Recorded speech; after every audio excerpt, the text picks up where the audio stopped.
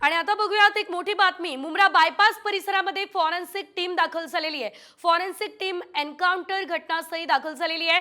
तर मुंब्रा बायपास वरती अक्षय शिंदेचं एन्काउंटर करण्यात आलेलं होतं, त्या ठिकाणी आता ही फॉरेन्सिक टीम दाखल झालेली आहे। संपूर्ण तपास या ठिकाणी फॉरेन्सिक टीम कडून केला जाणार आहे। तर ज्या ठिकाणी एन्काउंटर करण्यात आलं त्या ठिकाणी आता फॉरेन्सिक टीम पोहोचलेली आहे।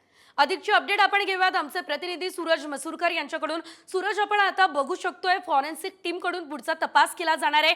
सध्याची नेमकी या संदर्भातली काय अपडेट आहे?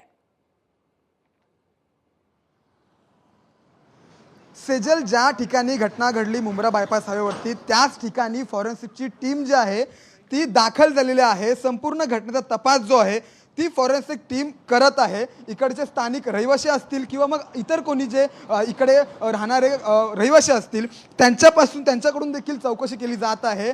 याच ठिकाणी ज्या ठिकाणी ही सर्व टीम उभी आहे त्याच ठिकाणी ती घटना घडलेली अक्षय शिंदे या आरोपीने पोलिसांची बंदूक खेचून जी आहे ती पोलिसांवरती फायरिंग केली होती आणि त्याच दरम्यान कुठेतरी पोलिसांनी स्वरक्षणासाठी अक्षय शिंदे याच्यावरती गोळ्या झाडल्या होत्या आणि त्यामध्ये त्याचा मृत्यू झाला होता।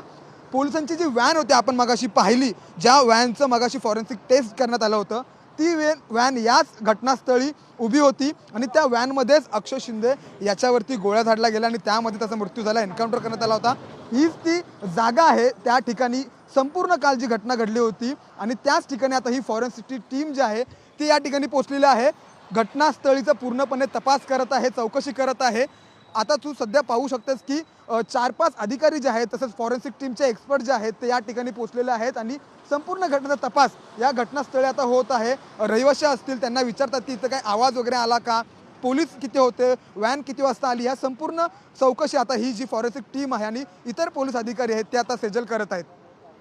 सूरज, दिलेल्या सर्व अपडेट्ससाठी। तर आपण बघतोय मुंब्रा बायपास वरती फॉरेन्सिक टीम दाखल झालेली आहे आणि अक्षय शिंदे याचं ज्या ठिकाणी एन्काउंटर करण्यात आलेलं आहे त्या ठिकाणचा संपूर्ण तपास, संपूर्ण चौकशी आता फॉरेन्सिक टीम कडून केली जाते।